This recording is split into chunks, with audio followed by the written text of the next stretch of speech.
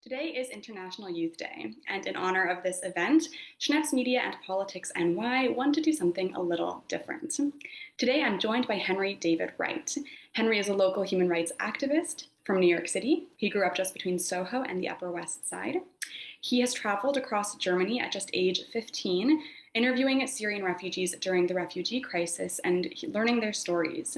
He's also lived in Rome, where he volunteered at a local kitchen and prepared traditional Syrian food, distributing it among the local community there. He's also traveled to the Syrian Jordanian border to a refugee camp there to witness firsthand the conditions of the camp as well as to deliver funds that he had raised. He now serves as the Global Youth Representative at the United Nations Fund for Education in Emergencies, where he represents more than 100 youth led NGOs from across Africa, Asia, Europe, and the Americas. And he's only 19 years old. So, Henry, thank you so much for being here. I'm excited to talk to you. Thank you so much for having me. I'm also excited to speak with you today. The amount of humanitarian experience that you've been able to gather since you started at 15 is incredible. How did you first become aware of the Syrian refugee crisis, and what made you want to become involved? I mean, I think like most Americans, it since 2011 has been something that has always been looming over the horizon. I think most people have been aware of the war and they've been aware of its, the impact of destruction, but it really comes mostly from a statistical perspective. They understand that there are, deaths in the thousands, refugees in the hundreds of thousands, 5 coalition nations that are bombing, Assad's regime. So everybody really has, kind of a distant perspective in the United States. And so for me, my very first, interaction really with the crisis was just reading about it. I was, I read the New York Times, the international section, and I had never heard, anything about it. If you had said to me, what is the refugee crisis, I wouldn't have understood that there are refugee crises in South Sudan, in Kenya, in Syria, refugees displaced in Lebanon, all around the world. I thought it was just one crisis. So really, my first interaction was through reading the news. And I think really what can be kind of dangerous about that is there's especially for some newspapers, a tendency to lose the human face of the struggle or even to sensationalize the pain. And so I thought, because I was primarily dealing with statistics and not actual people and human experiences, I started looking for an opportunity to learn more about the Syrian refugee crisis. And I knew that Angela Merkel, the German chancellor, had recently accepted over 1 million Syrian refugees into Germany, which was, an incredibly brave and, I would say wonderful thing for her to do as a leader, considering how much pressure there was on her at the time to not do that, and how few other European nations have done that as well. And so I found, this opportunity to travel across Germany with the New York Times European economics correspondent, Jack Ewing, and I, jumped on it. And I think what was most interesting about the fact that it was with the European economics correspondent is that it added that political focus because alt-right nationalist parties had been politicizing the issue, and turning it really into a question of economics, arguing that refugees are subtracting from society, there's too many of them, they're destroying Western culture. And so the fact that we as journalists were coming at it from that perspective, it was a way to understand yet another force that was obscuring the people from all of us for the first time. And you've had so much on the ground experience, and one of those times was when you went to the border between Jordan and Syria, and you went to this refugee camp. So what was that like for you? I think it's really difficult to describe because it is a reality that is unlike any reality that most people in the global north experience, in that really, the second, I mean, just to get there geographically, you have to go down Highway 10 from Amman all the way to Syria. And, it's at least, an hour and a half drive. And I've written about this. The interesting thing is that when you're driving there, almost every car is going in the opposite direction. And so by the time that you get there, the only thing that you see are the mountains, where you know that Syria is just beyond, and the desert. So immediately, just because of the geographic nature of the camp, you're struck by the unbelievable sense of isolation and really the silence. It feels as if time has stopped there. And obviously, as a visitor, as somebody who only spent, weeks there, I can't possibly understand the sensation of living there and having my reality limited to being inside those gates. But from the time that I did spend there, it is a very, scary place to live as a human. It's guarded by soldiers with machine guns. I personally was told not to take photos because I had my camera, and the soldiers said, you can't take photos, that's not allowed. And obviously, as soon as they looked away, I started taking photos. But that is something that I can do because I don't live there, and I'm not necessarily at the same degree of risk as people that are around soldiers all the time. At the same time, there's also the knowledge that spies from the Assad regime are in the camp. And if anybody talks about Assad in a negative way, there is the possibility of repercussions for many of the family members who are still displaced within Syria. So when I would ask, some of the doctors and the nurses and the refugees in the hallways, what's your perspective on the Assad regime? Many of them didn't want to speak at all. And finally, when I was able to, it was because we were behind two closed doors in a conference room in a hospital, and they were still incredibly worried. So you have the threat of violence, you have the threat of family members being attacked, in a different country. You have the geographic sense of isolation. You have an intangible sense of hopelessness and being forgotten. And then you also have the entire sense that most of the world does not want you to enter into their society. And so all of that, crashing down upon the body of the Syrian people, I can't imagine what that's like. But all I did see was the bravery and the unbelievable determination to somehow find joy in the desert despite all odds. That's beautiful, and that's incredible that they can still have these moments or find that joy somehow. That really speaks to the nature of the human spirit, I think. So how did you go from that on the ground activism to large scale institutional organizing that you're doing at the UN? Well, I think when I first started activism, I mean, most people start locally, and I didn't really go that route. I went to Germany, but at the same time, I didn't really think that what I was doing would ever impact a large number of people. I think really when most activists start out, obviously they want to make a big difference in the world for many people, but the jump from local person to person activism and information collecting to actually influencing things at a high level is very difficult to imagine.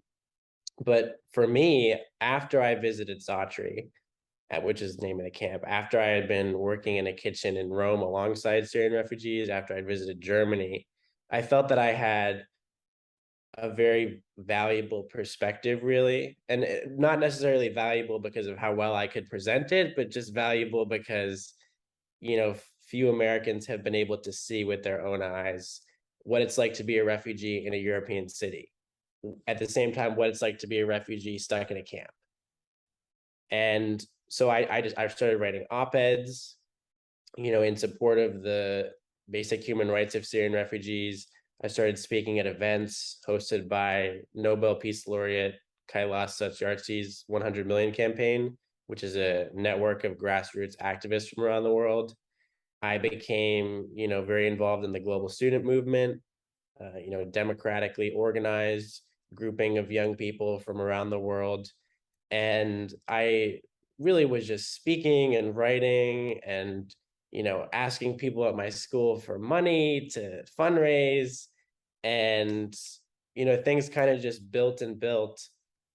And that, the rooms that I was speaking to became bigger. The news organizations that I started writing for had a wider circulation.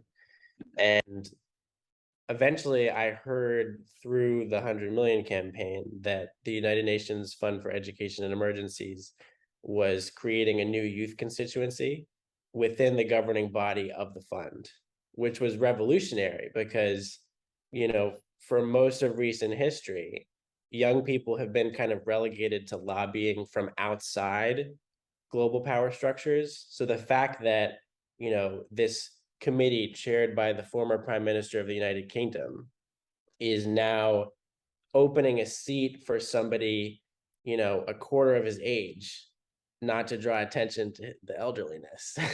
He is a wonderful man.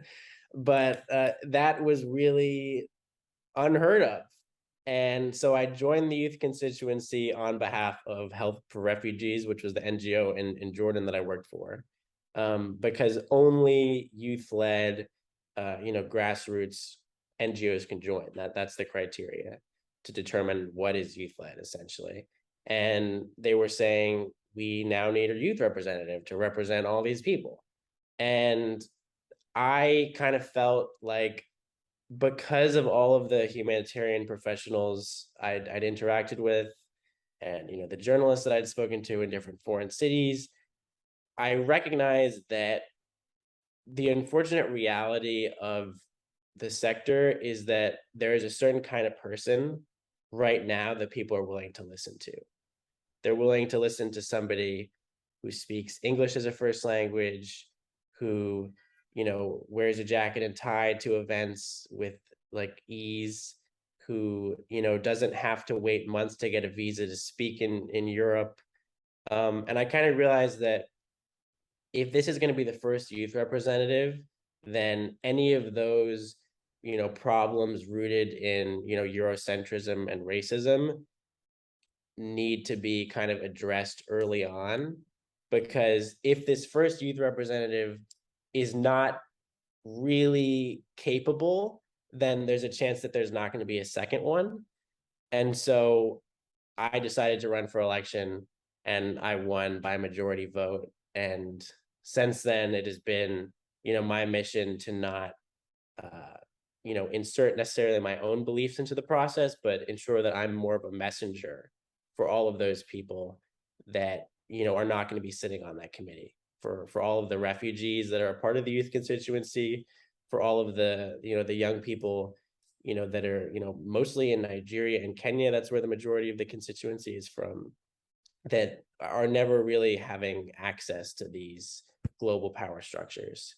So it kind of seems like the way that I described it, that it happened quickly, but it was a very long journey from grassroots organizing to having a seat at the table. Your your level of self-awareness in terms of privilege and the ability that you have to occupy these spaces is really impressive to me, especially considering your age. And I'm also glad that you brought up the age discrepancy between you and a lot of your colleagues, because it's obvious that it's quite a large one. And so I want to ask about that. What is it like to be surrounded by colleagues and people that you're working with who are at a very different stage of their career, who have a lot more experience in public policy, global policy? Is it more intimidating or is it more exciting? I mean, for me, I don't really get intimidated. I can't really explain it, but it just doesn't happen. Really, what I think I've when I because I've traveled so much, I've kind of realized that the people that I'm interacting with are really just people, whether it's, refugee families who have been, obscured by alt-right news headlines, or, ambassadors that I've met in Jordan.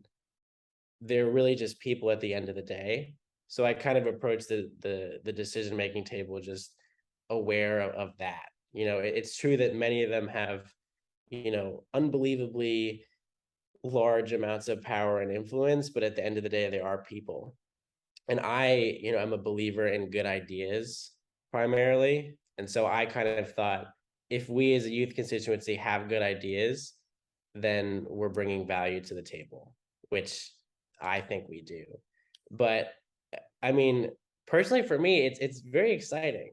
You know, I enjoy it. I recognize that I have a lot to learn. And so for the first few committee meetings, I just sat there and listened just to see how the meeting ran. I see Gordon Brown, just really effortlessly keeping the meetings running. I don't know how he does it. I think to cut somebody off in the middle of a sentence that they started less than a minute ago because the meeting is going to end in less than 2 minutes with like the skill that he does is I don't I'm not sure even when I'm his age that I'll be able to do that. Or if I want to, but it's been a really interesting learning experience.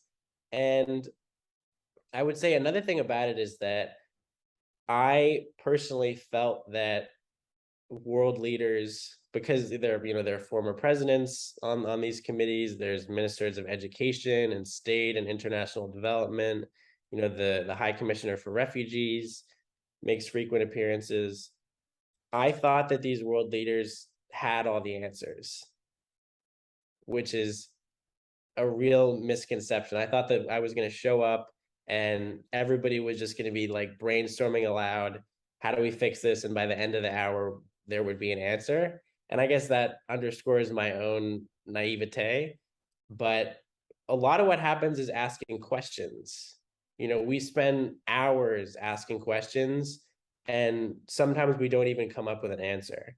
And I think that's really what speaks to the importance of having a youth voice at the table, because throughout the last few months many of the answers have come from the youth constituency. And I'm sure many of the questions too, right? Having a different perspective in the room can actually yield, I think, more fruitful questions because it kind of jostles things around. Sometimes that's really helpful and good. And so I want to ask, you've been learning a lot, clearly. So what are some things that you've taken and put into practice? What are some of the initiatives, some of the projects that you guys have been able to work on and put into practice? Well, one of the things that we really do on a regular basis is provide input on, humanitarian policy, because the fund operates in, more than 30 crisis affected countries. We have young people based in pretty much all of those countries. And, members of the youth constituency will often say, in, Nigeria, for example, it's really essential that we have more funding going to in-school feeding programs, because you can't necessarily learn, for example, if you don't have food in school. And because a lot of humanitarian organizations aren't necessarily putting funding there, they think, for example, laptops or higher teacher salaries is more important. This is a clear way for young people to have a voice in what's happening in their own lives. So that is something that we do very often. And it's not always clear that the perspective that we bring is actually going to be inputted in the next round of funding. But I think just having the youth voice present and making these suggestions opens up more space for us to have a more hands-on approach on the ground, because now we're operating at a very high level. To then say now we need to go back and bring young people in at a local level is something that we're really trying to work on now. Another really important endeavor for us as a constituency has been increasing Global South representation on the executive committee and high-level steering group, because in the humanitarian sector, traditionally countries that are classified as donor nations are automatically given a seat at the table. So because they have a lot more money, which is itself inherently rooted in a history of colonial exploitation, which we don't talk about that much. But because the UK has a lot of money, which they stole from India, that means that they get a seat at the table. And what is strange about that is that almost all, if not all, of the programs that are actually being put into practice are based in global South countries affected by crises. And so for us, it seems simply illogical to have so many programs in countries without actually having a government representative present to say, this is working, this is not working, let's work together now, in defiance of that colonial history of exploitation. And so, at the most recent conference in Geneva, I said, because we've been having about a 2-hour conversation about the Middle East, and I had said, it, to me, is somewhat, if not completely illogical, to have this conversation among Europeans in Geneva without a single representative from the Middle East. And so now, the government of Canada volunteered to lead a committee dedicated to increasing global South representation on the committee. And so that is a really big step forward in having representation at that high level. And I think that example itself speaks to why making space for diverse groups is so important, because by inviting the youth in, we now have made it our mission to make space for other perspectives. Yeah, I'm actually really glad that you brought that up because that was one of my questions. You invoke the language of post-colonial conflict resolution a lot, and you did talk about it a little bit. Representation is clearly the first step, one of the most important first steps. But what else does post-colonial conflict resolution look like? What does that term or that language mean to you? And what does it look like in practice, in reality, at the UN? If you could give us a sense of that. I think, I mean, that's it's a very difficult question, but it's also like, I think it has something of a simple answer. And I think to understand it, one has to understand the inception of the United Nations. So before the United Nations, we had the League of Nations. And the League of Nations was founded by Woodrow Wilson in the wake of the First World War. And the most important people there, or the first most important countries, were Britain, France, the United States, and Italy. And, the major settlement that they decided at the Paris Peace Conference, which is one of their first, kind of policy items, was the division of the Middle East into, separate countries. So before World War I, Lebanon didn't exist, Syria didn't exist, Jordan didn't exist, Iraq didn't exist. And so it was just this, former part of the Ottoman Empire that was called Greater Syria, that was then divided into different colonial mandates, overseen by either Britain or France, who had made agreements throughout the world that this was the colonial possession that they wanted. And so when different Arab delegates tried to speak at the Paris Peace Conference, the San Remo Conference, every League of Nations lead up event after that, they were prevented from speaking. The Egyptian delegation was locked out, no seat at the table.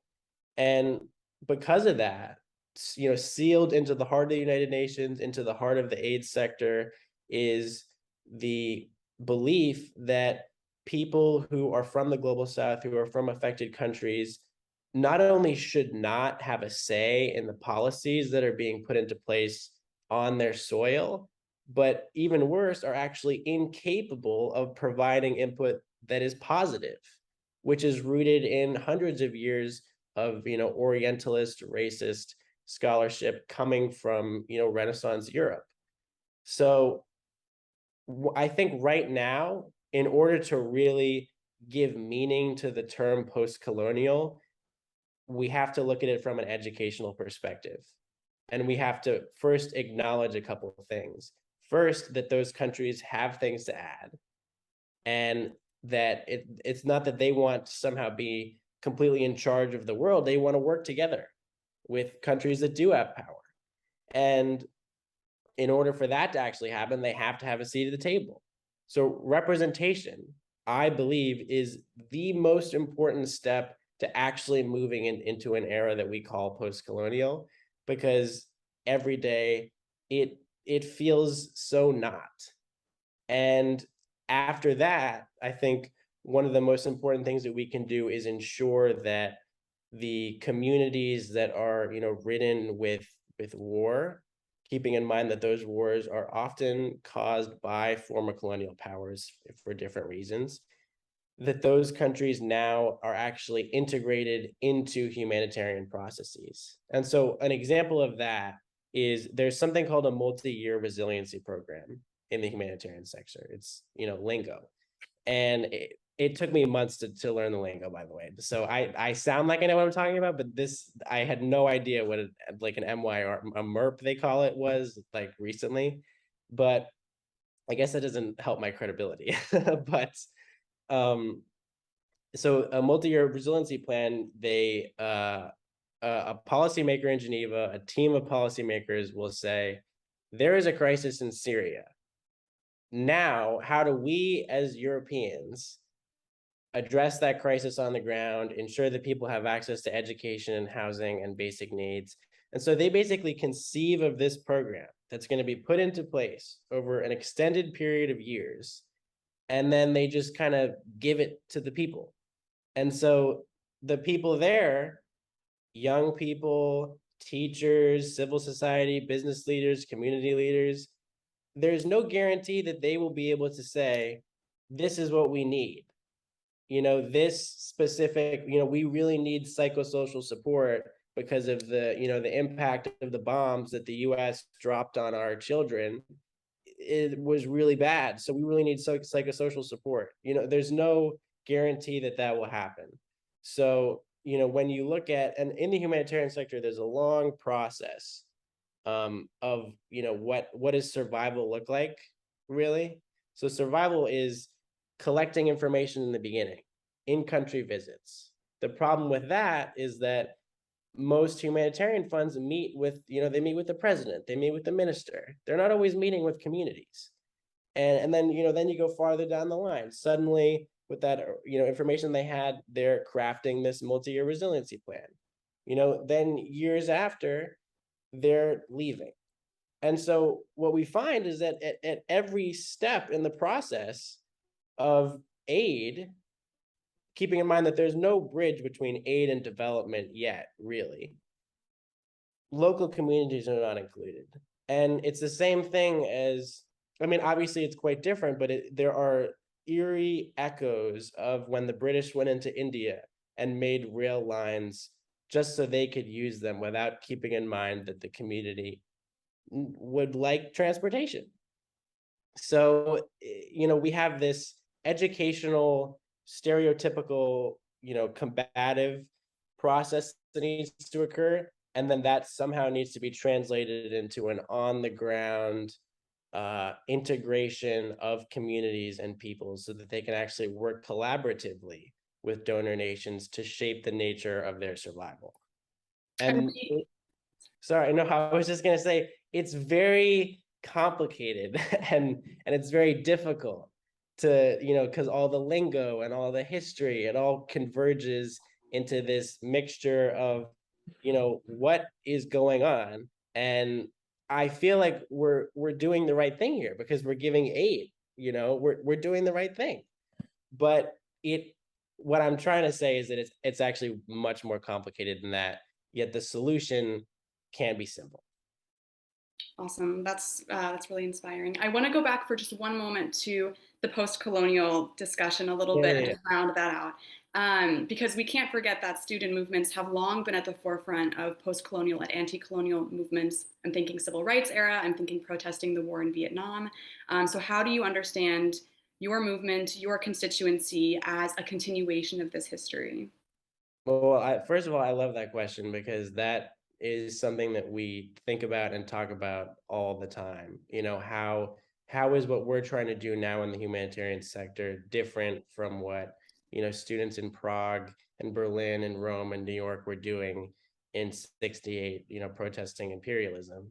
And I think for me, the biggest takeaway from those movements is that in the past, they existed on the outside of global power structures. They were, lobbying Congress, lobbying the Senate, lobbying, the autocratic Polish government. And, so what we've learned really is that the most effective way to actually bring about change, not only in the short term, but change that's sustainable, is by integrating youth voices into power structures instead of, banging on the doors from the outside. And so that's really what's profound about the youth constituency at the UN now, is because we're on the inside of the structure. We have a seat at the table. And now what we're trying to do on International Youth Day is ensure that all other humanitarian funds follow suit and democratically include young people, because we have, this global student movement that is ready to provide input. Yet, unfortunately, the only pathway that those millions of students have to influencing humanitarian policy is at education cannot wait. So we're, in a sense, trying to learn from those past movements that were on the outside by making space for ourselves at all of these tables. Two final questions to finish up. So what are some initiatives or goals that you guys are currently working on? That's my first question. And the second question that I want you to start thinking about is what advice or what message you would give to other young people who are looking to become involved in either humanitarian movements or just their local community. They just want to make the world a better place, and what you would say to them. But first, some initiatives and goals that you guys are working towards now. Well, right now our entire focus is on this campaign. We're rallying the All Africa Students Union, more than 50 nations from across Africa, the European Students Union, more than, I think, 30 nations, the Latin American Students Union, and then all of that through the umbrella of the Global Students Forum, because we recognize that, by building capacity and making space at other tables, that allows us to have a little more of an impact in our own fund. And it would be kind of a shame for us to leave and not, because my term is going to be over, this fall.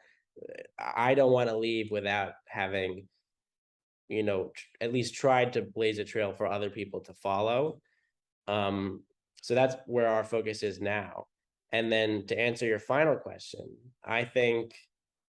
I would say, I think there are so many idealistic young people who want to like yell at the president, but I would say, get involved in, your national student union, get involved in grassroots organizing mechanisms. If you're in New York, it's, something like Sunrise, choose an issue that you care about, that you can have an impact on in your local community. Join a grassroots movement of other people that are a part of it. And if you stick with it, there's a chance that you'll be talking to a prime minister at the United Nations and, making space for other people. So I would say I think just keep going, because on a daily basis for me, there's so much sense of being ignored, of maybe this isn't going to work. But what we've seen as a constituency is that if you just hold on and then don't lose hope or idealism, and it's hard to get the idealism out of people that are so young, then what you're pushing for could actually become a reality. Awesome. And I think too, over the past couple of years, so much has happened. We need a little idealism right now. So, Henry, thank you so much. It's been an absolute joy talking to you, and happy International Youth Day. Thank you so much for your wonderful questions.